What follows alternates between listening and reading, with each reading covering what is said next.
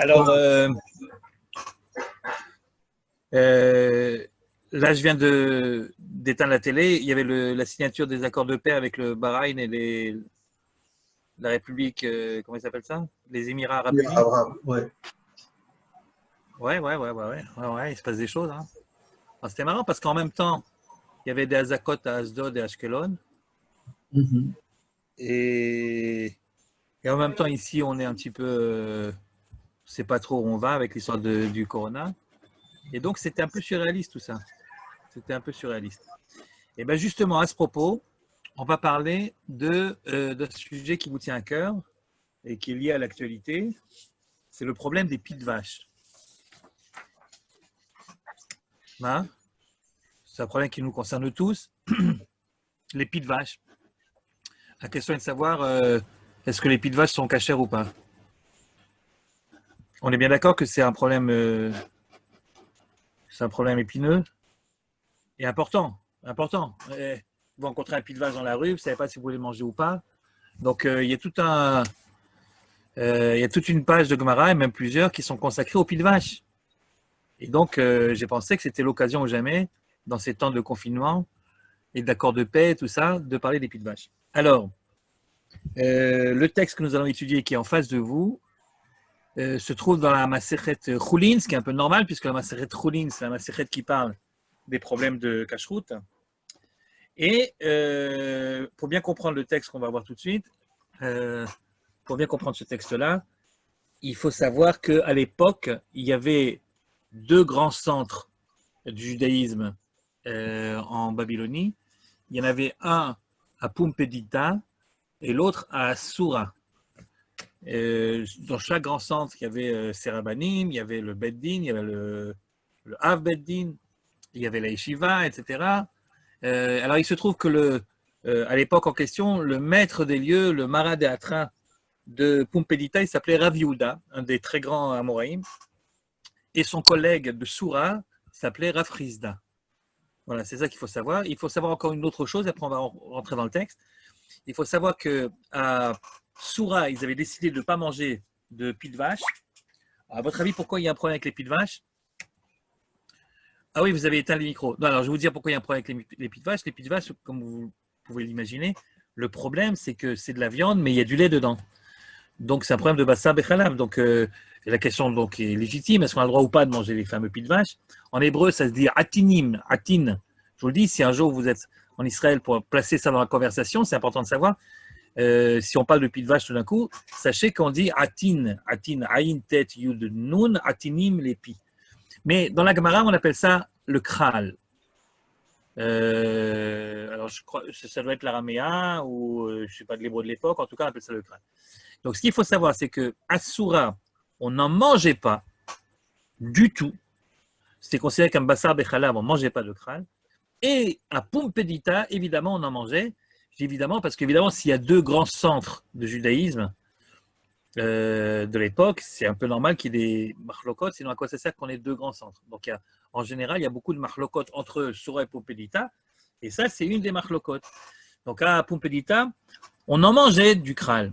Mais, alors évidemment, on ne mange pas du kral comme on mange n'importe quelle viande, mais on est obligé de le faire griller, un petit peu comme le kaved, c'est le foie. Parce que le foie, c'est finalement le même problème. Bon, ce n'est pas un problème de Bassar Bechalav, mais c'est un problème de sang. Il y a du sang dans le foie. On n'a pas le droit de manger du sang. Alors, comment est-ce qu'on mange quand même le foie? Eh ben, on le fait griller. Quand tu fais griller le foie au lieu de le faire cuire, alors le sang reste à l'intérieur et en fait, tant qu'il est à l'intérieur, ça s'appelle un morceau de viande, ça ne s'appelle pas un morceau de viande et du sang, ça s'appelle la viande tout seul, même si on sait qu'il y a du sang à l'intérieur. Et donc, quand c'est grillé, on peut donc manger le foie. La même chose à Pumpedita, on pensait pour le kral, pour les pieds de vache, on peut les manger à condition de les manger grillés et non pas comme on fait d'habitude avec de la viande, c'est-à-dire cuit, etc. Mais grillé, ça va. Bon, puisque le lait donc est censé rester à l'intérieur, enfin je suppose que c'est ça la raison. Voilà donc ce qu'il faut savoir avant de commencer le texte. Et ce texte, je le dédie les Elou Nishmato chez le Rav Elikan. Elikan, je suppose que certains d'entre vous le connaissaient. C'est un grand ami à moi. il était un petit peu plus âgé que moi. Je l'ai rencontré à Montreux, à la Yeshiva, quand je suis arrivé là-bas, donc ça remonte très très très loin. Il était 2 classes au-dessus de moi. Et ensuite, il est venu en Israël, bien sûr. Il a, avec le temps, monté à Bet Shean. Là-bas, il habitait au kibbutz En Anativ. Il a monté là-bas une midrasha qui fonctionne toujours aujourd'hui. Et c'était quelqu'un de particulièrement intéressant, original et courageux.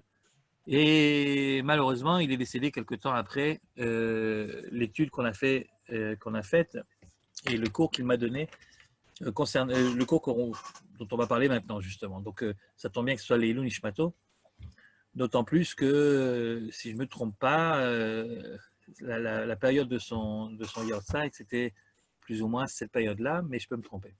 Voilà. Alors, ces introductions étant faites, regardons l'histoire que nous conte le Talmud. Besura lo achle krale. Donc, à Soura, on ne mangeait pas de kral, on ne mangeait pas de pied de vache. Bepumpedita, achle krale, alors qu'à Pumpedita, on en mangeait. Et voilà l'histoire. Et voilà l'histoire. C'est l'histoire d'un monsieur qui s'appelait Rami, Bar Tamari. Donc, le père de Rami s'appelait Tamari. Mais certains pensent que le père de Rami s'appelait Dikouli. On ne sait plus très bien s'il s'appelait Tamari, le papa de Rami, ou s'il s'appelait Dikouli. Bon, nous, tant qu'il s'appelle Rami, finalement, on est content. Je vous signale quand même qu'on peut comprendre pourquoi il y a une confusion, parce que Tamar, ça veut dire la date, le fruit, et Dekel, c'est un datier, un palmier. Et donc, on peut comprendre qu'à quelque temps, il y a une confusion si son père s'appelait Monsieur Date ou Monsieur Palmier. Bon, ce n'est pas fondamentalement important. Okay, en tout cas, Rami.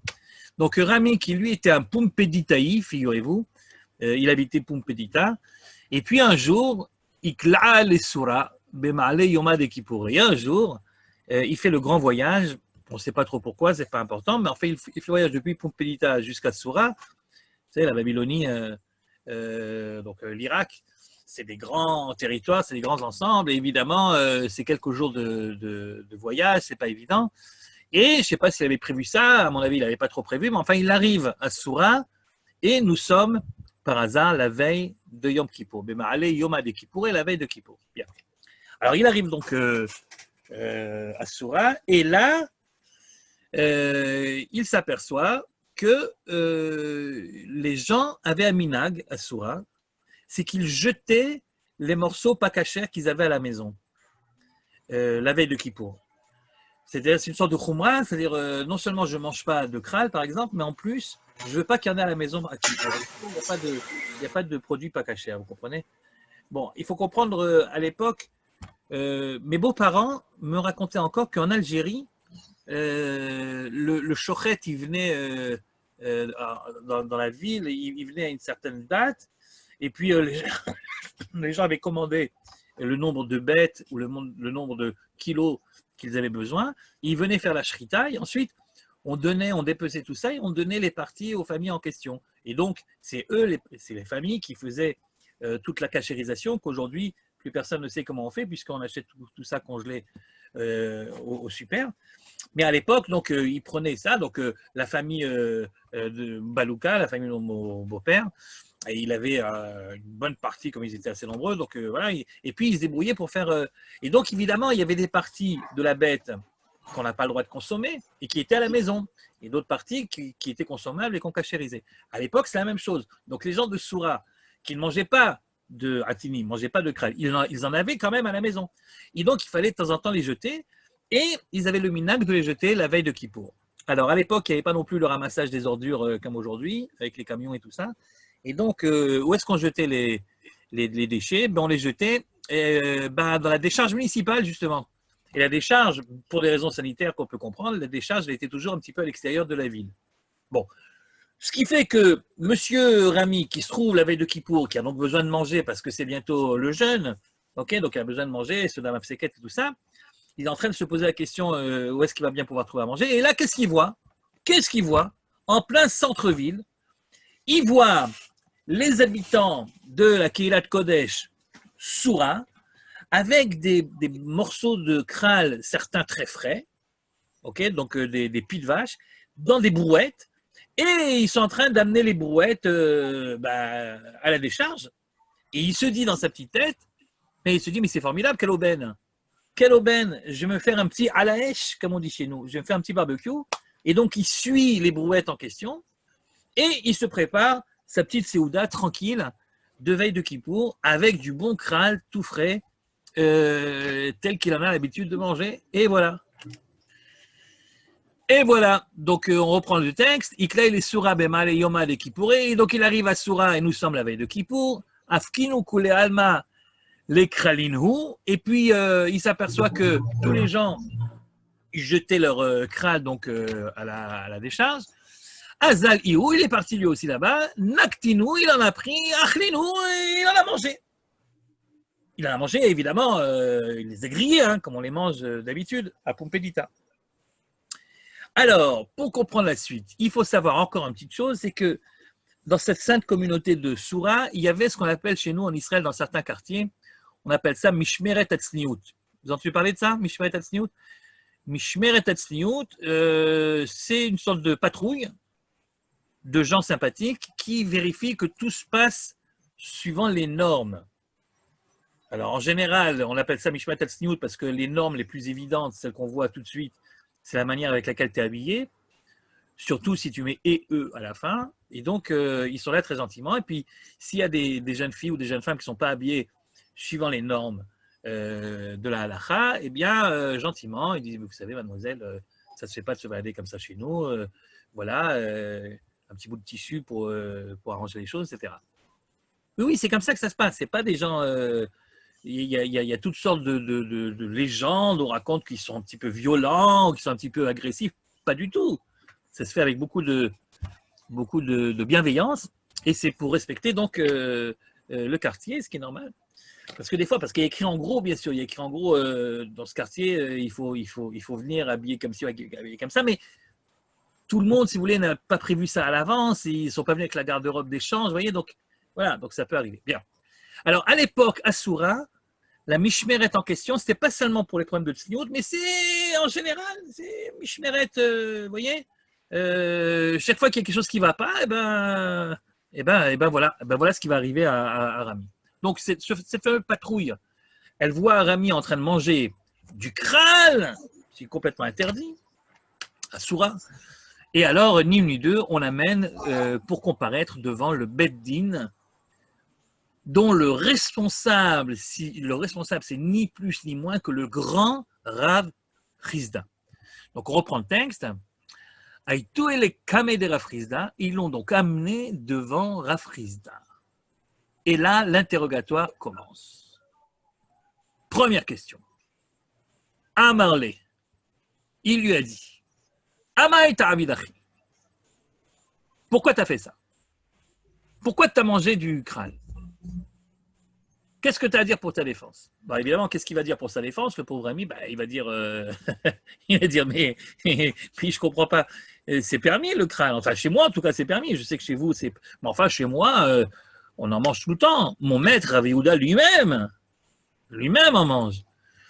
Amarlé lui a répondu, mais Atra de Rav Yehuda, Anna, mais moi je viens de Pompédita, moi je viens de Rav Yehuda, enfin, et de Achil, lui-même, il en mange. D'ailleurs, si ta patrouille n'avait pas été tellement expéditive, je leur ai expliqué tout ça et on aurait économisé un temps précieux, le tien surtout, quoi. Bah, franchement, ils m'ont amené, et ils m'ont même pas laissé le temps de dire que je viens de Pompédita. Je leur aurais dit, il n'y aurait pas eu de problème. Enfin, tout ça, c'est pas vraiment écrit dans le texte, mais enfin, voilà, je rajoute un peu pour bien qu'on s'imagine la scène, quoi. C'est sûrement ce qui s'est passé, ce qui s'est dit. Alors, Amarle Matra de Rav Yehuda Ana, moi je viens de l'endroit de Rav Yehuda, de Achil qui lui a mangé. Amarle, et il lui a dit, donc Rav Chizda dit à Rami, mais je ne comprends pas. Tu n'as pas appris chez toi qu'il y a un principe de halakha qui est clair, que quand quelqu'un y voyage, non seulement il ne doit pas renoncer au minagim et au chumrot qu'il avait dans l'endroit duquel il vient, mais il doit prendre également les minagim et les chumrot de l'endroit dans lequel il arrive. Ben évidemment, à Rome, conduis-toi en romain, et à Soura, conduis-toi en sourd. Et donc, il n'y a pas de raison, monsieur Rami, que tu te caches derrière le fait que tu es Pumpetitia pour pouvoir manger tranquillement ton crâne devant tout le monde. Et pourquoi c'est comme ça? Et pourquoi il faut prendre les khumrod de l'endroit dans lequel on est arrivé? Eh bien, d'abord, par respect pour l'endroit. Par respect pour l'endroit, on ne va pas chacun faire son petit truc, ça ne se fait pas. Et puis, deuxièmement, il y a aussi une question de maritime, évidemment.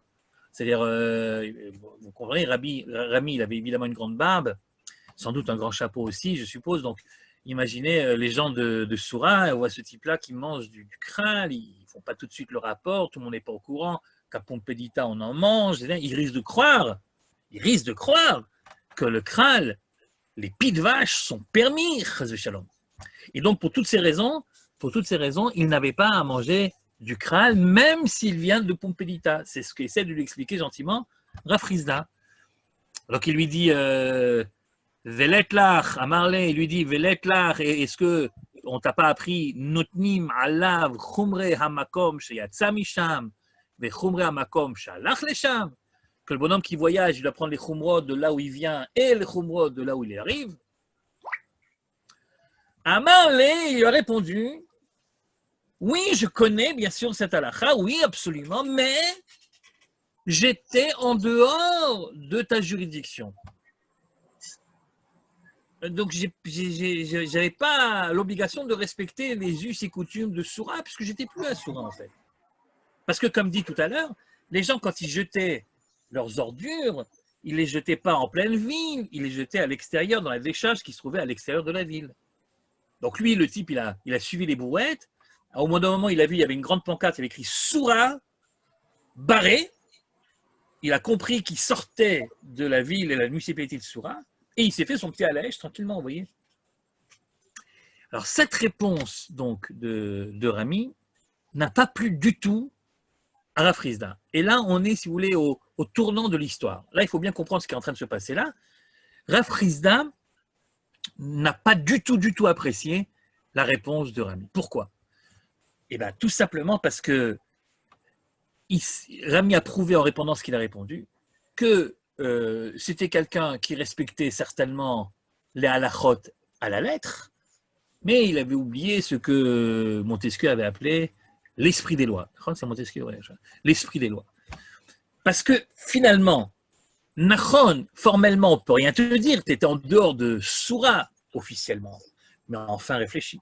La raison pour laquelle on n'a pas le droit de faire autrement que les usages et les coutumes de la ville en question, c'est, on l'a dit tout à l'heure, pour ne pas faire de la provocation et pour ne pas faire du maritime. Pour ne pas faire croire que c'est permis. Autrement dit, il faut être hors de vue des habitants. Or, tu n'étais pas hors de vue des habitants. La preuve, c'est que la patrouille t'a vu. Si la patrouille t'a vu, n'importe qui aurait pu passer par là, t'aurais vu également. La décharge ne devait pas être à 5 km ou à 10 km, elle devait être à quelques centaines de mètres. Et donc, mon petit vieux, si tu avais voulu vraiment respecter la halakha, tu aurais dû te planquer quelque part pour aller manger ton halèche, mais pas devant tout le monde. Et le fait que tu le saches et que tu oses me répondre à moi, Rafrizda, que c'est parce que tu étais en dehors, tu avais dépassé la limite, les quelques dizaines de mètres de Soura, eh bien, ça prouve que tu fais partie de cette espèce que je ne supporte pas, ceux qui essaient d'esquiver la halakha sous prétexte qu'on ne peut pas les prendre. On peut pas les avoir. Tu vas être plus fin que la halakha. Eh bien, moi, j'aime pas ça. Et comme j'aime pas ça, eh ben, je vais pas te laisser partir, mon vieux.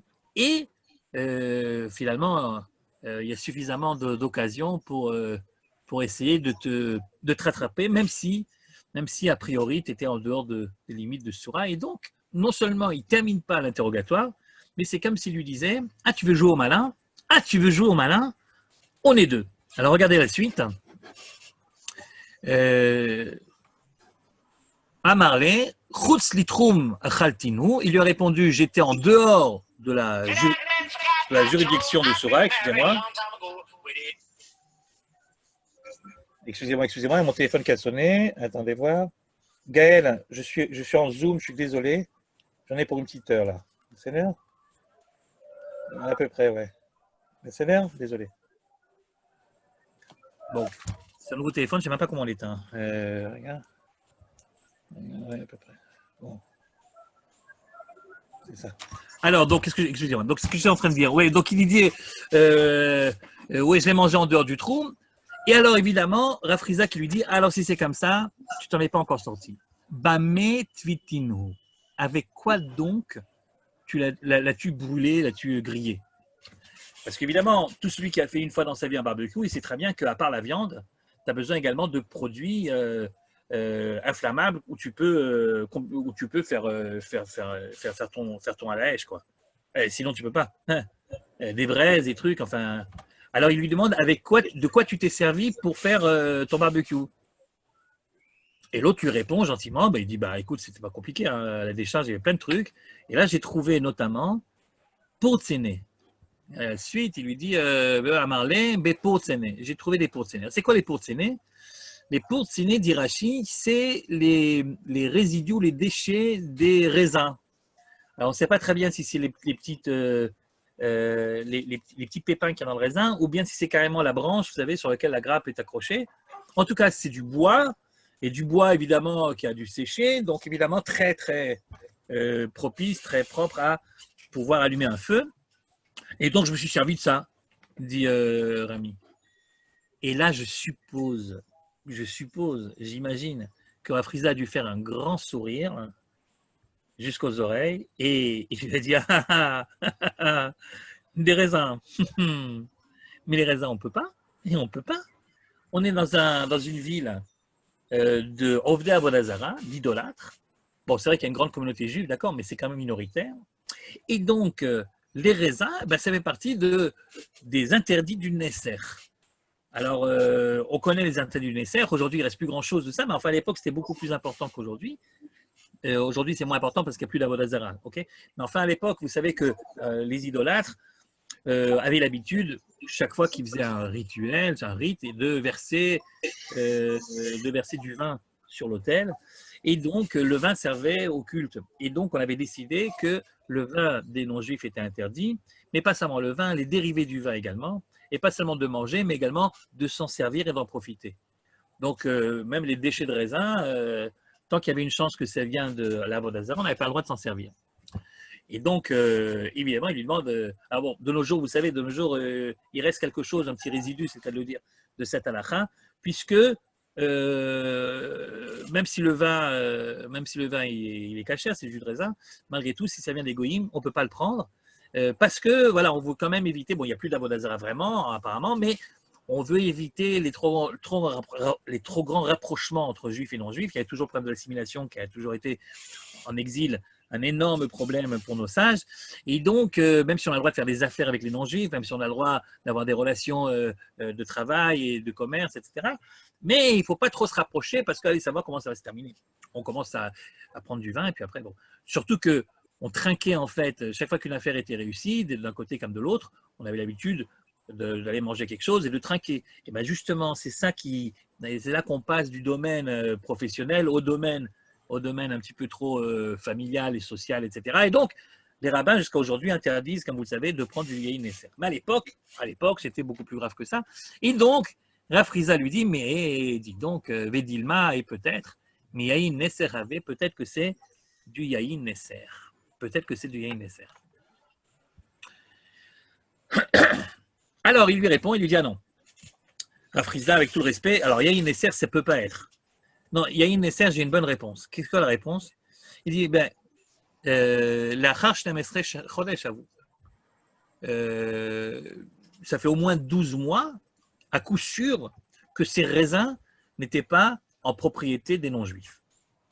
Or, il y a, dans l'histoire en tout cas des dérivés du vin, il y a ce qu'on appelle la prescription. Si tu peux être sûr que pendant un an, ce raisin n'était pas chez les non-juifs, eh ben, il n'y a pas de nécessaire qui tienne, tu peux y aller, tu peux le manger, en tout cas, tu peux en profiter.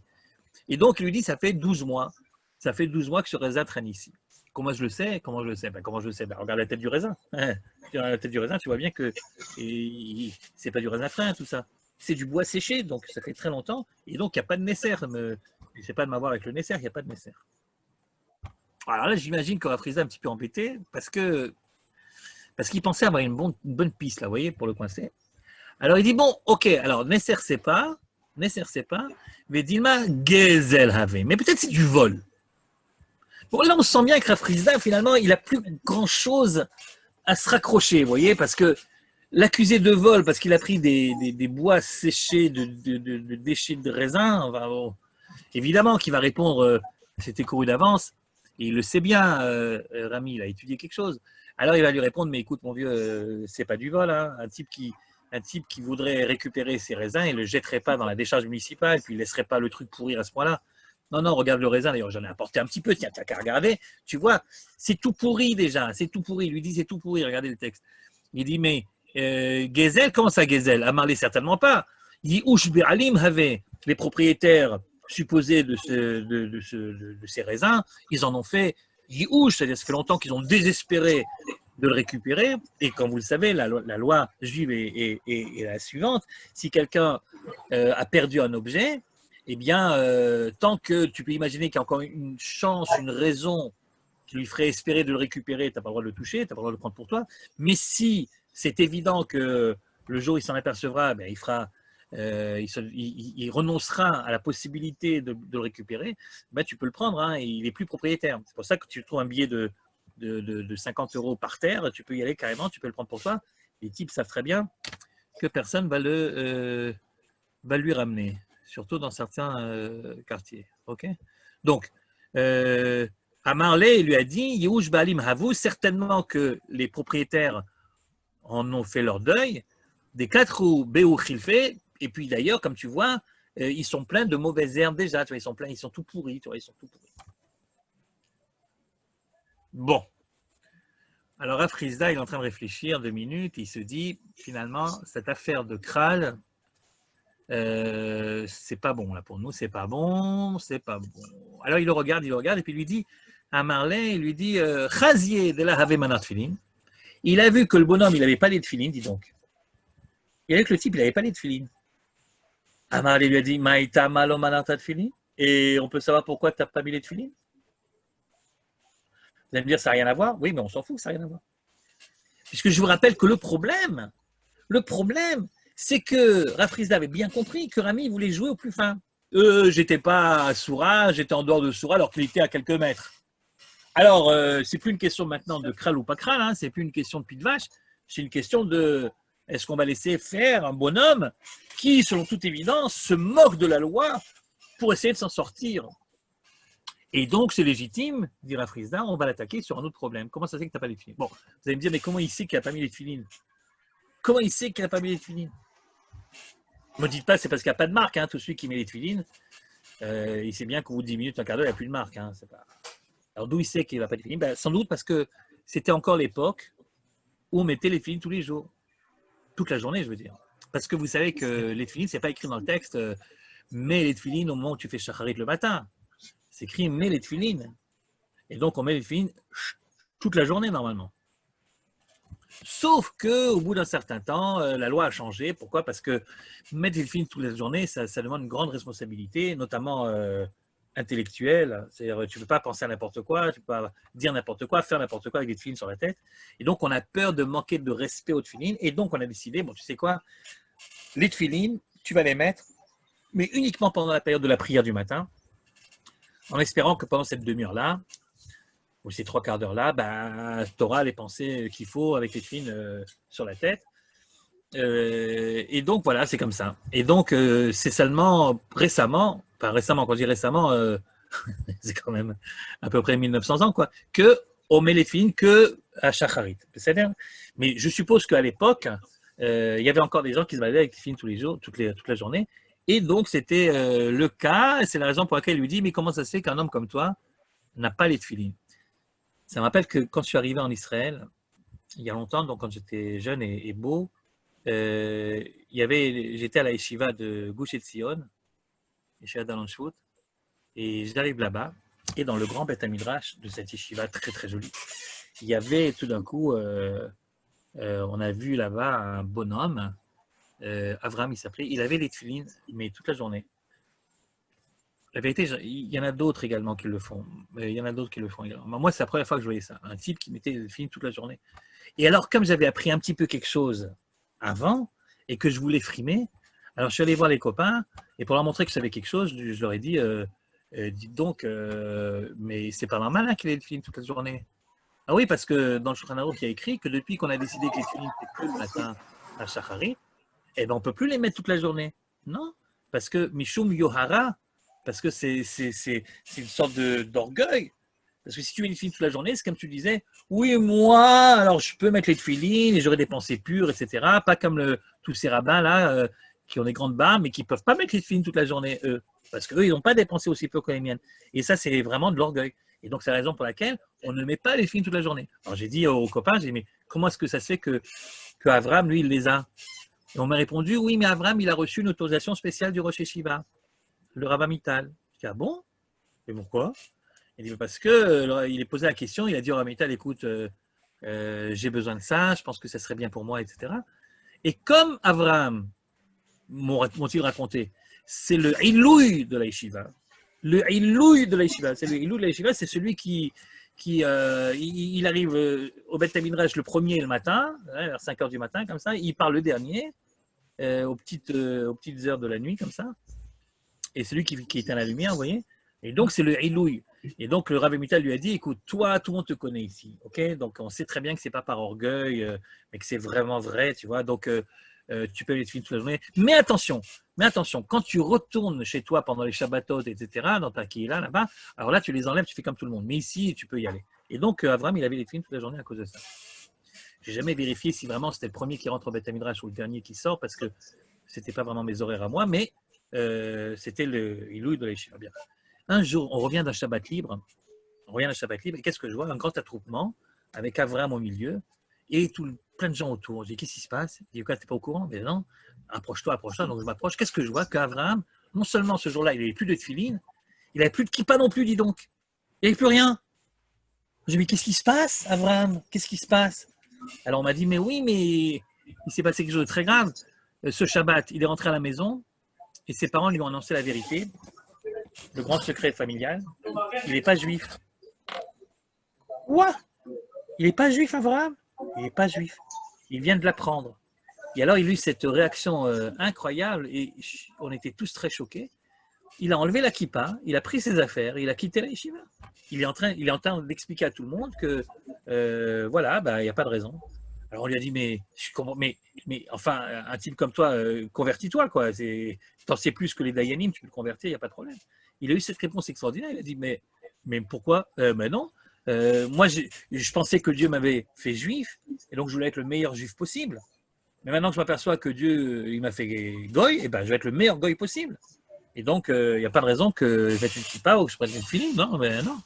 On était très choqués parce que, franchement, c'est une réponse qui est très rationnelle, quoi. Donc, qui se passe avec le sentiment, quoi. Le bonhomme, il était dans le coup. Enfin bon. Je ne sais pas pourquoi je raconte tout ça, ça n'a rien à voir avec le texte. Ça n'a rien à voir avec le texte. Mais ça, c'est le danger quand on éteint vos micros. Vous êtes absolument incapable de m'arrêter quand je dis vague, vous voyez. C'est un grand danger. Bon, mais laissez les micros fermés quand même. Alors, reprenons le texte. Donc, Chazia de l'homme anar tefillin. Donc, il a vu qu'il n'avait pas mis les tefillin. Amarle maï ta'ama l'homme anar tefillin. Comment se fait-il que tu n'as pas mis les tefillin? Amar lui répond, ah, pour les tefillin. Ah non, mais pour les tefillin, j'ai une bonne réponse. C'est quoi la réponse pour les tefillin? Eh bien oui, parce que moi, j'ai mal au ventre, chronique. Je suis malade, j'ai un problème de digestion. J'ai des problèmes de digestion. Et Rav Yehuda, mon Rav, là-bas à Pumbedita, il nous a toujours enseigné, celui qui a des problèmes de digestion, Cholé Meraïn, ben, il n'est pas tombé, il n'a pas besoin de mettre les filles. On me dirait, à force de manger des pieds de vache qui sont brûlés avec des pépins de raisin pourris, évidemment. Enfin, en tout cas, il dit, moi j'ai des problèmes de la digestion et donc je suis dispensé. On peut comprendre d'ailleurs la logique de tout ça. Un type qui a des problèmes de la digestion, il peut pas, il est obligé chaque fois qu'il doit aller faire ses besoins, il est obligé d'enlever les tefillin, de les remettre, etc. Tu sais, guéris-toi d'abord et ensuite on parlera des tefillin. Donc c'est la raison pour laquelle il ne met pas de tefillin. Vous imaginez la tête de Rav Friza à ce moment-là. Alors Friza, il fait un bon, ah ouais, d'accord. Alors donc Cholé Marie, donc ok. Pato Minafin, d'accord. Chazier, il a vu des là avec Rami Routé. Il a vu que Rami ne portait pas de talit, de tzitzit, de talit katan. Il n'avait pas de fil à ses coins du vêtement.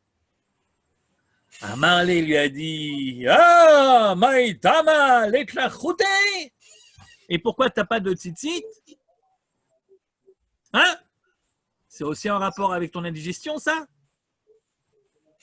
Amarlé lui a répondu ah, pour le tzitzit, pour le talit. J'ai une bonne réponse. Mais c'est quoi la réponse pour le talit? Il dit parce que figure-toi que le talit que j'ai là, tu vois, c'est pas le mien. En fait, je l'ai emprunté à un copain. C'est ce qu'on appelle talit chez Oula, un talit qui est emprunté. Oh, Rav Yehuda, donc, le Rav Yehuda de Pompédita, il nous a toujours enseigné un talit qui n'est pas à toi, que tu as emprunté. Et bien pendant 30 jours, figure-toi, tu as une dispense, tu n'as pas besoin de mettre des tzitzit. Tu comprends? Un peu comme si vous prenez une location de vacances, okay, vous n'avez pas besoin, si vous restez quelques jours là-bas, vous n'avez pas besoin de mettre une mezouza. La même chose, c'est pas mon talit, donc je ne suis pas obligé de mettre des tzitzit. Et d'ailleurs, ça fait 28 jours déjà que je l'ai emprunté. Il serait temps que je lui rende à mon copain pour que j'emprunte un talit d'un autre copain afin que j'ai de nouveau les 30 jours. Non, il n'a pas dit ça, c'est moi qui rajoute. Il n'a pas dit ça. Enfin, il aurait pu le dire, mais il a peut-être même qu'il y a pensé. Donc il lui dit, Amarlé lui a dit, talit chez Oulaï, c'est un talit qui a été emprunté. Vamar Rav Yehuda, oh, Rav Yehuda nous a toujours enseigné, talit chez Oula, un talit emprunté, kol shoshim yom, pendant 30 jours, petura minatitzit, il n'y a pas besoin de mettre tzitzit. Vous comprenez que cette discussion, cet interrogatoire aurait pu durer longtemps. Il y a 613 mitzvot quand même. On n'est pas sorti, vous comprenez, il y a de quoi faire. Sauf qu'il y a un coup de théâtre, à ce moment-là. Figurez-vous que la patrouille là, de tout à l'heure, la patrouille de la Tzniout, la patrouille, eh bien, elle continue à faire des zèles et des heures supplémentaires. Et là, ils ont de nouveau attrapé quelqu'un, figurez-vous. Alors, pas quelqu'un qui mangeait du kral, hein, non, mais ils ont trouvé quelqu'un de plus grave encore, figurez-vous. Quelqu'un qui manquait de respect à son père et à sa mère. Alors, c'est pas écrit exactement. Qu'est-ce qu'il a fait? Est-ce qu'il leur a répondu violemment? Il les a insultés? Il les a battus? Il leur a simplement des os? On ne sait pas. On ne sait pas, mais en tout cas, ce qui est clair, c'est que publiquement, le bonhomme, il a manqué de respect à son père et à sa mère. Alors, évidemment, la patrouille, ni une ni deux, hop, chez Rav Frisda. Et voilà. Regardez la suite. Adéachim, sur ses entrefaits, donc, Aïtou et Léaou Gavra, ils ont attrapé ce bonhomme, un bonhomme, Dela Have Moker Avou Aveime, qui manquait de respect à son père et à sa mère. Mais non seulement ils l'ont attrapé, mais en plus, Kaftou, ils lui ont mis les menottes, ils l'ont menotté. Vous comprenez? Il est venu menotter. Bon, à ce stade du récit, ok? Si moi, j'avais été Rami, à ce stade du récit, qu'est-ce que j'aurais fait? Eh bien, je me serais fait tout petit dans mon coin. Parce que je me serais dit, ok, tout le monde regarde maintenant ce bonhomme qui vient d'arriver menotté, là. Ils vont s'occuper de lui très certainement. C'est le moment de se faire discret. Au bout de quelques temps, le sadran, là, le bonhomme qui s'occupe de ce qui se passe au tribunal, il va venir me voir et puis il va me dire mais jeune homme, mais qu'est-ce que vous faites là? Et là, je vais lui dire, ben moi, je ne sais pas, je suis de Pompédita, j'ai mangé du kral, c'est certainement une erreur. Rentrez chez vous, jeune homme, rentrez chez vous, c'est bientôt Kippour. Voilà certainement ce que j'aurais fait à la place de Rami. Mais Rami, non. Non. Au lieu d'être discret et de pouvoir donc s'en sortir tranquillement, il a vu le bonhomme arriver avec les menottes et il s'adresse à Rav Frisda et il lui dit « Libère-le !» Libère-le! Cette chutzpah, le bonhomme, il est lui-même suspect, en plein interrogatoire. Et voilà que il se mêle de faire la morale à Rav Frisda. Libère-le. Et Rav Frisda lui dit, pourquoi je devrais libérer? Mais pourquoi je devrais libérer? Et il lui répond, mais c'est très simple.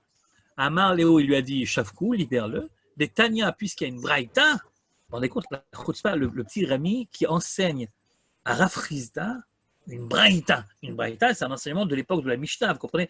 Rav Frisda, il connaît tous les enseignements de l'époque de la Mishnah sur le bout des ongles. Il fait que ça du matin au soir, Rav Frisda, vous comprenez? Il connaît évidemment les braïtot, surtout celle-ci. Et il lui rappelle cette braïta. Et qu'est-ce qu'elle dit la braïta? Tanya, la braïta dit Kol mitzvah tassé. Chaque fois que vous verrez une mitzvah positive dans la Torah, chez Matan Srara Betzida, et que vous voyez dans le même verset où on annonce la mitzvah, dans le même verset, c'est écrit quelle est la récompense de celui qui l'accomplit. Cherchez pas, il y en a deux. Il y en a que deux. Il y a la mitzvah de respecter les parents, justement, et il y a la mitzvah de shiloach haken, la mitzvah qui consiste à, vous savez, enlever la maman en pigeon pour prendre les petits oisillons. Okay. Eh bien, dans ces mitzvot-là, la Braïta nous enseigne En betadin, regardez la suite, Kol mitzvah matan sera bitsida, En betadin shel mata muzharin alea, le tribunal des hommes, le tribunal d'en bas, n'a pas à s'occuper de ces choses-là. C'est un petit peu comme si Dieu disait bon, ces mitzvot-là, c'est mon affaire. Okay, si le type il fait ce qu'il doit faire, je lui donnerai la récompense qui est écrite dans le verset. La récompense, c'est il vivra longtemps. Et si il ne fait pas ce qu'il doit faire, ben, c'est moi qui m'en occupe. Vous n'avez rien à faire là-dessus. Et donc, Rav Rizda, président du tribunal de Soura, il n'a pas à s'occuper d'un bonhomme qui manque de respect à ses parents. Bon, on ne parle pas de Ben Sorer ou Moré, c'est spécial, mais quelqu'un qui manque de respect à ses parents, ce n'est pas du domaine du tribunal des hommes. Voilà. Et c'est écrit dans la Braïta. Et donc, libère-le. Là-dessus, il lui dit à Marley, Chazin Alecha. Je vois bien, en te regardant, dit Rav Rizda à Rami, des charif tatouva. T'es très charif quand même. Hein. T'es très charif. Charif, vous savez ce que c'est charif? Charif, c'est piquant. Et je vois bien que t'es très piquant, toi. Ça veut dire que t'es doué, quoi, en fait. À votre avis, dans la bouche de Rav Rizda, quand il lui dit « je vois que t'es très piquant », c'est un compliment ou c'est une critique? Ça a l'air d'être une critique, plutôt. Je vois qu'avec toi, il faut travailler dur, que tu as des réponses à tout. Que si on faisait attention à ce que tu dis, eh bien, dans la ville de Soura, comme ailleurs, je suppose, on pourrait manger du kral normalement, sans se préoccuper d'Yayin Nesser, sans se préoccuper du Gezel, on pourrait ne pas mettre des tefilines, on pourrait ne pas porter le talit, et on pourrait également manquer de respect à ses parents. Tout ça avec une grande immunité. Parce que tu connais les petites lignes des lois et que tu as toujours, évidemment, la petite ligne qui dit « ouais, mais ça, c'est pas pour moi ». Dans chaque système juridique, le nôtre n'échappe pas à la règle, il y a toujours le cas général pour lequel la loi a été dictée, et puis il y a toujours les cas particuliers. On ne peut pas faire une loi pour tout le monde exactement, il y a toujours, sauf exception. C'est pour ça que tu payes très cher l'avocat, parce que l'avocat, lui, il connaît bien la loi, et il connaît les petites lignes que toi, tu n'as jamais vues, et lui, il peut te dire « c'est ça que tu dois dire, mon vieux, c'est ça que tu dois dire ». Et que si tu dis ça, eh ben, finalement, la loi ne peut pas s'appliquer. Et pour ça, il faut être harif, il faut connaître tout ça. Et alors, à Frisda, excédé, dis donc à Rami, je vois que tu es un petit harif, toi. Chazil alecha, je vois des harif, que tu es un vrai harif, toi. Réponse de Rami. À Marley lui dit, ça c'est de la harifout. Là, parce que je sais répondre à tes questions, c'est de la harifout. Ma piton, je me retiens, il lui dit, je me retiens. Je me retiens parce que je te respecte, figure-toi. Parce que je suis chez toi. Mais si on avait été chez moi, à Pumpedita, là, je t'aurais montré ce que c'est que la harifout. Mais là, je me retiens. Amar lui répond, si on avait été à l'endroit de Rav Yehuda, là, je t'aurais montré ma harifout. Mais là, comme je ne suis pas chez moi, alors je ne peux pas tout dire, tu comprends? Et alors, ce qui est très curieux, c'est que cette histoire talmudique s'arrête là, en queue de poisson. En queue de poisson. On imagine bien qu'il y a une suite, que il a dû lui répondre quelque chose, je ne sais pas, il y a une suite. Mais là, ça s'arrête au milieu, on ne saura jamais. Finalement, il a été condamné, il a été libéré, qu'est-ce qui s'est passé, on ne sait pas trop. Et puis le bonhomme qui a manqué de respect aux parents, qu'est-ce qui s'est passé avec lui, on ne sait pas non plus. Voilà, c'est pas écrit dans le texte. Mais c'est une histoire talmudique. Le Talmud ne raconte jamais des histoires pour le plaisir de raconter des histoires. Même si, de temps en temps, dans une sougya ilkhatique un petit peu compliquée, le fait d'avoir des histoires au milieu, ça soulage un peu, ça fait penser à autre chose, et c'est important. C'est important. Mais c'est jamais pour l'histoire elle-même, c'est toujours parce qu'il y a ce qu'on appelle un moussar askel, c'est-à-dire la moralité de l'histoire. Autrement dit, qu'est-ce que le Talmud veut de nous en nous racontant l'affaire de Rami Assoura? Quelle est la moralité de l'histoire que je dois prendre avec moi quand j'ai terminé d'étudier cette histoire-là du Talmud. Et poser la question un petit peu différemment, c'est le type qui a rédigé l'histoire, donc le rédacteur du Talmud, le type qui a rédigé l'histoire, qu'est-ce qu'il a voulu vraiment nous faire dire? Qu'est-ce qu'il a voulu nous faire prendre conscience? Et dit d'une troisième manière, est-ce qu'il prend parti pour Rafrizda, le texte, de la manière avec laquelle il est raconté? Est-ce qu'il prend parti pour Rafrizda ou est-ce qu'il prend parti pour Rami finalement? C'est une bonne question et je vous remercie de me l'avoir posée, comme disait l'autre. C'est une bonne question. Est-ce que c'est un texte qui est pro-Rami ou pro-Rafrizda? Alors la vérité, c'est que tu peux en fait imaginer deux possibilités, deux grandes moralités qui sont un petit peu opposées l'une à l'autre. Soit tu dis que le texte qui semble un petit peu le pshat du texte, c'est ce qui vient à l'esprit tout de suite, que le texte en fait c'est un texte qui est pro-Rafrizda, il viendrait comme moralité nous dire fais attention, c'est pas parce que tu connais la loi que tu as le droit de t'en servir pour l'esquiver. Fais attention, plus on connaît et plus on sait également comment ne pas tomber sur le coup de la loi. Mais c'est très grave, c'est l'utiliser à mauvais escient, ne fais pas ça. Ne deviens pas Rami. C'est-à-dire, peut-être que tu pourras t'en sortir, mais c'est pas beau du tout. On appelle ça, il y a une expression dans le Talmud, on appelle ça Naval Birshut HaTorah. Naval Birshut HaTorah, ça veut dire excusez-moi, mais c'est la traduction exacte, un salaud, Naval, Birshut HaTorah, mais qui est avec le tampon de la Torah, quoi. Tu peux rien dire, voilà. Tu peux rien dire, il a toujours une réponse, une vraie réponse à tout. Voilà. Il ne tombe pas sur le coup de la loi. Et donc, première possibilité de lecture, cette Gemara, elle vient t'apprendre qu'il ne faut pas utiliser pour ton intérêt personnel les lois, les sugyot, les halachot que tu as pu apprendre, et parce qu'évidemment, après, c'est vrai, quoi. Après, il n'y a plus de Torah. N'importe qui peut dire, voilà, ben, ça, c'est pas pour moi, ça, c'est pas pour moi, etc. Mais il y a une deuxième lecture possible, qui ne vient pas à l'esprit tout de suite, mais qui existe. Et cette deuxième lecture, c'est de dire, non, en fait, le Talmud prend position pour Rami. Et à ce moment-là, la moralité de l'histoire, ça serait, même si on s'appelle Rafrizda, même si on est considéré comme le plus grand des Amoraïm de l'époque, eh ben, voilà, il faut arrêter, quoi. Tu as un bonhomme en face de toi, tu l'as soupçonné de quelque chose, très bien, il s'est défendu, très bien, Gamano, arrête, pas la peine de continuer jusqu'à la fin, quoi. Il a été arrêté pour un truc, ça marche pas, libère-le, c'est pas grave, hein. C'est pas grave. Il y a des polices aujourd'hui qui croient que le travail de la police, c'est de démontrer la culpabilité de tout le monde, même des innocents. Et c'est considéré pour eux comme une grande victoire si tu as prouvé que le bonhomme il est coupable. Alors que tu sais très bien qu'il ne l'est pas. Non, ça existe, hein, dans certains pays. Si. Dans certains pays, ça existe. Et même dans des pays juifs, ça existe quelquefois. Où, tu vois, des enquêtes juridiques sur quelqu'un, tu as vraiment l'impression quoi, que le bonhomme, il cherche sa tête, quoi, la vérité. Tu as essayé, tu n'as pas trouvé. Libère-le. Non. Non, c'est pas pour ça, alors ça sera pour ça. Et puis tu trouves un truc. On trouve toujours, hein, toujours. Vous aussi, hein, messieurs, dames, si on cherchait dans votre passé, on trouvera toujours un petit quelque chose. Ça dépend du nombre d'efforts que tu fais, de l'argent que tu mets, et d'enquêteurs que tu mets sur le coup pour essayer de trouver quelque chose. Mais on trouve toujours quelque chose. Personne n'est parfait. Voilà, et c'est ça le problème. Le problème, c'est est-ce que Rafrizda ici fait de la justice ou bien il en fait une affaire personnelle, quoi. Et donc, ça serait une deuxième lecture possible. Un jour, j'ai invité le Rav Elikan, Zichrono Livracha, à Chemdat Adarom. Chemdat Adarom, c'est l'établissement que je dirige avec les jeunes filles, c'est après le bac. Si vous connaissez les jeunes filles qui ne savent pas quoi faire l'année prochaine, il y a encore de la place. On commence après les fêtes. On a 26 ans d'expérience. C'est la 26e promo qu'on va commencer. Hein. C'est une tranche de vie quand même. C'est le côté publicité de la chose, ok?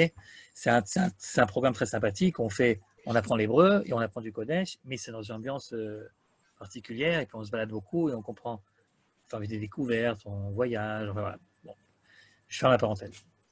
Alors, je reviens à notre... Où est-ce que j'en étais? J'en étais oui, alors j'avais invité donc le Rav Elikan à venir donner un cours à Chemdat Adarom. Et puis, il arrive donc de loin, et au moment où il vient, l'autre Rav qui est en train de donner cours, il n'avait pas fini. Alors, Eli me dit, bon, viens, on va étudier un texte. Il va cacher, qu'est-ce que tu veux étudier? Bien, viens, on étudie Rami Asura, là. Alors, on a repris la Gemara qu'on vient d'étudier ensemble, et puis à la fin de la Gemara, il me pose cette question-là, il me dit, à ton avis, le Talmud, ici, il prend position pour Rafrizda ou pour Rami? Et je lui ai dit, écoute, je ne sais pas, la vérité, ça peut être comme si, ça peut être que je ne sais pas. Qu'est-ce que tu en penses, toi? Et là, Eli, il me dit, je ne pense pas, je sais. Je dis, ah bon? Ah oui, je suis sûr. Le texte, il prend position pour Rami. Sûr. Mais comment tu vas être sûr? Il dit, écoute, j'ai une preuve et un indice. Je dis, ah bon, alors c'est quoi la preuve? Ben, il dit, la preuve, c'est que, regarde qui c'est qui a le dernier mot. C'est Rami qui a le dernier mot. Eh ben, sache, grand principe, dans l'histoire des récits talmudiques, si un récit talmudique s'arrête avant la fin, eh ben, regarde qui a le dernier mot. Celui qui a le dernier mot, c'est celui qui a raison. Bon, la vérité, j'ai constaté à plusieurs reprises, mais je n'ai pas vérifié systématiquement s'il a raison ou pas. Mais enfin, c'est ce qu'il dit. Il a l'air très, très sûr de lui-même. Si le texte a donné le dernier mot à Rami, c'est que Rami a raison. Ça, c'est la preuve. Il dit, bon, et l'indice, alors c'est quoi? Il dit, l'indice, c'est que ça s'est passé quand, cette affaire-là? Je dis, ben, ça s'est passé la veille de Kippour. Il me dit, tu crois que c'est important, la veille de Kippour, que ça s'est passé ici? Est-ce que le fait que ce soit la veille de Kippour, ça a une influence quelconque sur l'histoire? Et si c'était la veille de Sukkot ou la veille de Pessah, est-ce que les choses auraient changé? Je dis, ben non, il n'y a pas de rapport avec Kippour, en fait. Il dit, alors pourquoi tu crois que la Gemara te raconte que c'est la veille de Kippour? Je ne sais pas. Mais la Gemara ne te dit pas Stam que c'est la veille de Kippour. Si elle te dit que c'est la veille de Kippour, c'est pour t'apprendre quelque chose. Alors c'est pour t'apprendre quoi? Il me dit, réfléchis. Bon, c'est ça que j'aimais pas avec Eli, pour dire la vérité. C'est que non seulement c'était le plus intelligent de tous, et donc il comprenait tout de suite les questions et les réponses, mais après, quand tu lui demandais de t'expliquer, il disait réfléchis. Alors je réfléchis, et puis je lui dis, mais je ne sais pas, quel rapport avec Kippour? Il me dit, mais regarde, Kippour, la veille de Kippour, de quoi on est censé s'occuper? Eh ben, on fait tchouva. Oui, mais quel genre de tchouva? Sur quel mitzvot? Ben, mitzvot. Il dit non, pas sur n'importe quel mitzvot, la veille de Kippour. Sur les mitzvot, ben Adam la Chavero, sur les mitzvot qui concernent l'homme et son prochain. Parce que tout le monde connaît le grand principe de Kippour. Kippour ne pardonne que pour les mitzvot, que pour les fautes qui sont faites entre l'homme et Dieu. Mais entre l'homme et son prochain, tu dois t'arranger tout seul. Et donc, si tu t'es pas arrangé avant la veille de Kippour, c'est le dernier moment. C'est pour ça que les gens, ils vont les uns chez les autres et ils disent Sticha, Mechila, etc. Tout celui qui est à Yeshiva, il sait très bien que la veille de Kippour, avant Mincha, après Mincha, les gens ils viennent les uns sur les autres. Et, je te pardonne, tu me pardonnes, je te pardonne, je te pardonne. Des fois, ça fait un petit peu bizarre, mais je suis sûr, des fois, c'est avec beaucoup de cœur, avec beaucoup de. Et oui, mais c'est ça, il faut arranger. Et c'est un peu normal parce que qu'est-ce qu'il dit de mon Dieu sinon à Kippour? Il te dit, mais enfin, tu me demandes à moi de te pardonner à toi, et toi, tu n'es même pas capable de pardonner à ton copain. Pourquoi moi je te pardonnerai à toi? Et donc, évidemment, la veille de Kippour, on doit s'occuper de problèmes entre l'homme et son prochain. Pas obligatoirement de pied de vache, de leur cache-route. Et le type qui vient d'arriver dans la ville de Soura, c'est aussi la veille de Kippour pour lui. Et donc demain il jeûne. Et personne dans cette grande ville de Soura n'a pensé à l'inviter à manger. Ne me dites pas qu'ils ne l'ont pas vu. Ils l'ont vu, puisque lui, il les a vus. Il était au centre-ville, il a vu les gens partir avec leurs brouettes, et donc il les a bien vus. Eh bien, il n'était pas invisible si lui, il les a vus. Eux aussi, ils l'ont vu. Et personne n'a pensé à l'inviter. Mais la veille de Kippour, vous savez que pendant le mincha de la veille de Kippour, on fait déjà le vidouille. Vous savez, on fait al-chet, al-chet, al-chet, la veille de Kippour, mincha. Mais on ne fait pas la chazara, c'est-à-dire c'est un al-chet qu'on fait uniquement entre nous et notre conscience. Vous n'avez jamais vu quelqu'un qui frappe sur la poitrine de son prochain. Al-chet. Al-chet, c'est al-chet, ma faute à moi. On est censé se juger soi-même la veille de Kippour, et pas obligatoirement juger l'autre. Et Élie veut me dire la chose suivante. Il me dit, écoute, si un jour tu te balades à Netivot, j'habite à côté de Netivot, si un jour tu te balades à Netivot, vers 2h du matin, et tu vois une vieille bonne femme qui fouille les poubelles pour avoir à manger, elle le fait à 2h du matin parce qu'elle a honte de le faire en plein jour, ok? Et imagine qu'elle sort de la poubelle, une boîte de conserve entamée. Est-ce que tu te vois, toi, aller voir la bonne femme en question et lui tapoter un petit peu l'épaule et lui dire « Mais dites donc, cher ami, cette boîte de conserve, c'est quelle cache-route ?» Parce que si tu lui dis « Cette boîte de conserve, c'est quelle cache-route ?» peut-être qu'à tes yeux, tu es un grand sadique, mais la vérité, tu ne vaux rien. Tu es moins que rien. Parce que la seule chose que tu devrais lui dire à cette dame, c'est peut-être vous venez chez moi, je vous donne à manger. Et si tu es incapable de dire ça, ou si tu ne peux pas, pour toutes sortes de raisons, lui dire, alors tais-toi et passe ton chemin. Mais tu ne peux pas t'arrêter et dire à cette dame qui est en train de fouiller les poubelles, est-ce que c'est caché à ce que tu manges? Mais qu'est-ce qui se passe dans cette ville de Soura? Bon, ils ont la halakha, pour les uns c'est une khumra, pour les autres c'est une halakha, de ne pas manger de pied de vache, très bien. Mais ils ont une khumra supplémentaire que la veille de Kippour, ils ne veulent pas en avoir à la maison pour se rapprocher de la Gdusha de Kippour. Parfait. Mais est-ce que dans ce shvon, comme on dit chez nous, est-ce que dans cette recherche de la Kedusha et de la proximité de la Shekhinah, ils n'ont pas fini par oublier l'essentiel? C'est qu'il y a un type en face d'eux qui a peut-être besoin de manger lui aussi. Et en fait, me dit Élie, relis le texte et regarde à quel point ce Rami est plein de tact et à quel point, comme il le dit à la fin, il a du respect en effet pour Afrizda. Il n'ose pas lui dire ce qu'il pense. Alors il fait des allusions sans arrêt. Reprenons l'interrogatoire. Première question, pourquoi tu as fait ça? Pourquoi tu manges du crâne? Il lui répond, parce que je suis de Pumpedita. Sous-entendu, tu comprends, je viens de voyager de loin et personne dans ta grande ville sainte, personne ne m'a demandé si j'avais où manger ce soir. Je viens de Pumpedita, je suis un grand voyageur. Est-ce que Rafrizda, il a compris l'allusion? Non. Il continue à lui dire, bon, d'accord, tu viens de Pumpedita, d'accord, mais et alors, tu dois faire les chomrodes d'ici.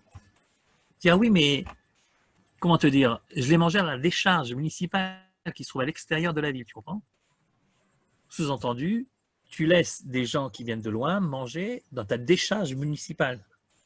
Ça ne te pose pas de problème.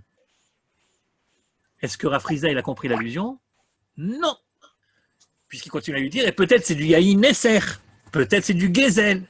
Si c'est pas du Yahin Nesser et c'est pas du Gezel, parce que les trucs dont je me sers, ils sont là depuis 1 an au moins, ils sont tout pourris, tu comprends?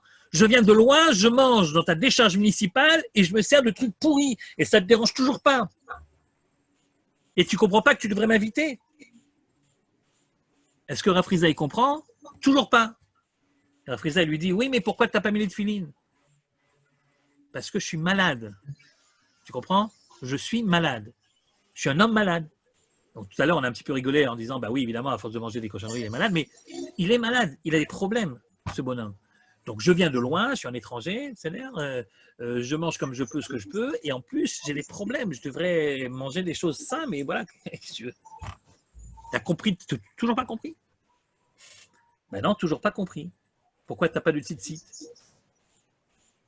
Mais parce que le talit que j'ai sur moi, il n'est pas à moi. J'ai dû l'emprunter. Tu crois que ça me fait plaisir d'emprunter les vêtements? Mais j'ai pas le choix. Parce que non seulement je viens de loin, non seulement je suis malade, en plus je suis pauvre. J'ai même pas de quoi m'acheter des vêtements. Tu comprends ça? Tu comprends ou pas? Et Rav Chisda ne comprend toujours pas. Et à ce stade de l'explication d'Élie, je lui dis, mais alors d'après toi, si tu as raison, qu'est-ce que cet épisode du bonhomme qui a manqué de respect à son père et à sa mère, qu'est-ce que ça rapporte à l'histoire? Pourquoi on nous raconte cette affaire-là au milieu? Et Élie me dit, réfléchis. Je dis, bon, et alors? Il me dit, mais parce qu'il se sert en fait, Rami, il se sert de cette affaire-là pour faire prendre conscience à Afrizda que tout n'est pas affaire de justice. Il est bien forcé à reconnaître que la loi elle-même dit qu'il y a un certain nombre de choses qui ne sont pas du domaine du tribunal. Sous-entendu, peut-être qu'il y a d'autres choses qui ne sont pas du domaine du tribunal. Peut-être qu'au lieu de me regarder depuis le début avec tes lunettes de juge face à un type qui est condamné d'avance ou qui est soupçonné, peut-être tu enlèves tes lunettes de juge, tu mets tes lunettes de juif et tu regardes comme un juif va regarder un autre juif la veille de Kippour et tu essaies de comprendre peut-être que j'ai des problèmes, peut-être que j'ai des besoins, peut-être que tu dois m'inviter. Tout n'est pas affaire de justice. Il n'y a qu'en Israël qu'on croit que tout est affaire de justice. Mais tout n'est pas affaire. Il y a des trucs qui ne font pas partie du rôle du tribunal. C'est ça ce que l'épisode du bonhomme qui a manqué de respect aux parents vient nous apprendre. Et à ce moment-là, j'ai posé une dernière question à Élie. Je lui ai dit, mais dis-moi, lorsque Rafrizda lui dit, je vois que tu es quelqu'un de Harif, qu'est-ce qu'il voulait lui dire? Il me dit, qu'est-ce que tu as compris? Je dis, ben, j'ai compris qu'il lui disait, tu es quelqu'un de Harif, hein, toi, tu es un petit Harif. Quoi. Et Élie me dit, ouais, en effet, c'est comme ça. Alors je lui dis quoi? Ça veut dire qu'il n'a toujours pas compris les allusions? Il me dit, à mon avis, il n'a toujours pas compris les allusions. Et là, je lui dis à Élie, je dis, à mon avis, tu te trompes. Peut-être qu'au moment où il lui dit, je vois que tu es quelqu'un de Harif, en fait, il faut le lire non pas avec le ton de la critique, mais avec le ton, au contraire, du compliment. Peut-être que justement à ce moment-là, Rafrizda, il a compris que depuis le début, il fait fausse route. Cette affaire du bonhomme qui a manqué de respect et que Rafrizda est bien obligé de reconnaître que ce n'est pas de sa juridiction, il ne peut pas le juger, peut-être que ça lui fait réfléchir en disant, tu sais quoi, finalement, tu es Harif. Finalement, tu es plus Harif que ce que je croyais. Tu n'es pas uniquement quelqu'un qui essaie de te disculper des lois, mais tu es quelqu'un de Harif qui veut me faire entendre quelque chose. Et il me dit, je ne crois pas que tu as raison. Et à ce moment-là, le bonhomme qui était en train de donner cours à mes filles de Khemdat Darom, il a fini de donner cours. Et donc, Élie, il est allé donner son cours à lui. Et donc, je n'ai jamais pu continuer la discussion avec lui. Quelques mois après, malheureusement, il est décédé. Et donc, je ne sais toujours pas si j'ai réussi à le convaincre ou pas qu'à ce stade de l'histoire, Rafrizda, il a compris, il a changé d'attitude. Moi, je préfère penser que c'est en effet comme ça que ça s'est passé. Et alors, à ce moment-là, tu peux comprendre aussi la fin de l'histoire. Parce que c'est quoi la dernière réplique finalement de Rami? C'est de dire, ah oui, mais je me retiens parce que je te respecte. Parce que si on avait été dans une situation inversée, si on avait été à Pumpedita et non pas à Soura, et que c'est toi qui étais arrivé donc à Pumpedita, je t'aurais montré toute ma harifout. Et c'est quoi ma harifout? C'est quoi la seule chose que j'aurais pu faire là-bas que je ne peux pas faire ici? Eh bien, si ça avait été l'inverse, je t'aurais invité. Je t'aurais invité. Tu comprends? Et c'est ça la vraie harifout. La vraie harifout, c'est pas d'avoir des connaissances et de s'en servir pour juger l'autre. La vraie harifout, c'est de montrer par sa conduite personnelle comment est-ce qu'il faut se comporter afin que l'autre comprenne. Si tu arrives à faire la morale à quelqu'un sans rien lui dire, juste en agissant, ça c'est de la vraie harifout. Si on avait été de l'autre côté, je t'aurais montré ce que c'est que la harifout. Mais là, je peux pas. La frisda, il s'appelle Chizda, qui vient du mot chesed, qui veut dire la bonté. Et c'est pas pour rien, parce que Rafrizda, c'est quelqu'un il y a plein d'anecdotes là-dessus dans la Gemara, c'est quelqu'un qui sait ce que c'est que le chesed. Alors c'est paradoxal, tu vois, quelqu'un qui sait ce que c'est que le chesed, et là tout d'un coup on a l'impression qu'il a oublié son chesed. Mais la vérité, à mon avis, ce que la Gemara veut te dire ici, c'est que c'est tellement facile, c'est tellement tentant de se rapprocher de Kippour en montant les échelles de la Kedusha, et en oubliant finalement le vrai chesed qui pourtant fait partie de toi-même. C'est pas un type qui est pas en général Baal chesed, c'est pas quelqu'un qui est cruel, c'est quelqu'un qui est en plein dans le chesed tout le temps. Mais là, c'était quoi le danger? À l'approche de Kippour, parce que dans ma tête à moi, j'ai l'idée de me rapprocher toujours plus haut de la Shrina, je finis par oublier l'essentiel de ce que je sais en fait, la place de l'autre dans ma vie à moi. Et c'est tellement tentant, et c'est tellement facile, et c'est tellement dangereux, que sous prétexte que les fêtes approchent, on en oublie nos responsabilités sociales, nos responsabilités familiales. On passe Rosh Hashanah sur la tombe d'un rabbi parce que, et c'est vrai, parce que réellement, ça me renforce, ça me permet de m'élever, etc. Sans faire trop attention à... De toute façon, ma femme, elle est d'accord. Elle m'a dit, ça ne me dérange pas. Ben oui, évidemment, elle ne va pas te dire, si mon vieux, reste. C'est toi qui dois le comprendre tout seul. Il y a un certain nombre de choses que la proximité de Kippour, avec toute la grandeur de ce jour et de ces journées qu'on est en train de vivre, ces journées des Aseret et Metchouva, etc., de Elul, il y a quelque chose dans cette volonté de se rapprocher, de faire encore plus de slichot, encore plus de maasim tovim, etc. Il y a quelque chose de très beau et en même temps quelque chose duquel il faut être conscient, c'est que ça ne sert pas d'alibi à oublier nos devoirs de l'un envers autrui. J'ai raconté une fois cette Gemara à un grand rave ici de la région qui s'appelle le Rav Schwartz. et qui me dit, il a entendu ça, il m'a dit, cher Kohar, c'est très important ce que tu m'as dit parce que ça me permet de comprendre un truc que je me suis toujours posé la question sur cette Gemara. Comment ça se fait qu'on ne sait pas si son père, il s'appelait Tamari ou Dikouli?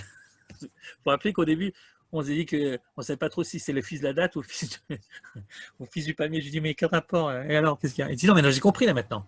Je dis, pourquoi tu as compris? Il dit, parce que tu connais la différence entre le tamar et le dékel. Le tamar, c'est le fruit et le dékel, c'est l'arbre. Je dis, alors, le fruit, c'est ce que tu vois tout de suite. Et on a tous tendance à juger les gens d'après leur aspect extérieur, d'après le fruit, d'après ce que tu vois. C'est plus facile, c'est plus immédiat. Mais il me dit, regarde, moi je suis Rosh Yeshiva, il me dit. Si le premier jour à la Yeshiva, je donne un texte de Gemara à deux élèves, ils sont Beth Midrash, et puis je reviens 2 heures après, je vois qu'il y en a un, il a fait 4 lignes, et l'autre, il a fait 2 pages. Si je dis au bonhomme qui a fait 4 lignes, mais enfin, regarde, tu aurais quand même pu faire un effort, regarde, l'autre, dans le même temps, il a réussi à faire 2 pages, qu'est-ce que tu as fait? C'est que je l'ai jugé d'après le tamar et pas d'après le dékel. Parce que va savoir, le type, c'est peut-être la première fois qu'il rentre dans une yeshiva, c'est la première fois qu'il voit une page de Gemara. Et pour lui, ces 5 lignes-là, c'était comme un chapitre pour l'autre. Comment tu peux juger? Sur quelle base tu peux juger? Tu ne connais pas Rami. Comment tu sais d'où il vient? Qu'est-ce qu'il fait? D'où il sort? Intéresse-toi. Arrête de juger. Commence par comprendre. Commence par regarder le dékel au lieu de regarder le tamar. C'est pour ça que sans doute son père s'appelait vraiment Tamari. Mais des gens disaient qu'il s'appelait Dikouli, parce que sans doute, il aurait mérité de s'appeler le fils du dékel, le fils de l'arbre, celui qui nous apprend que finalement, on ne peut pas juger quelqu'un sans en connaître tout le contexte, les tenants, les aboutissants, et comme c'est tellement compliqué, tu sais quoi, ne juge pas. Ne juge pas. Et si tu es juge, tu es obligé de juger, juge d'après ce que la loi te demande de juger. Et surtout, n'oublie pas que le fait que tu sois la veille de Kippour, ça ne te rend pas patour, ça ne te rend pas dispensé, au contraire, de tes devoirs que tu devrais avoir envers autrui. Voilà, j'espère qu'on tirera les leçons de ce texte pour le Kippour qui nous attend à tous. Et on vous souhaite Ktiva Vechatima Tova et Shana Tova. Merci beaucoup. Merci beaucoup et à tout le monde.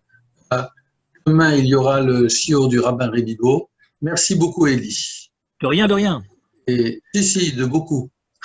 Je crois que la semaine prochaine, d'ailleurs, c'est ton beau-frère qui sera là avec nous. Ah ouais. Très oui, bien, parfait. Tout à fait. Raoul ok, d'accord. Ok, allez. Si tu cherches encore des gens de la famille, si tu veux. C'est la gamme, il y a fait notre. Merci beaucoup. Merci beaucoup.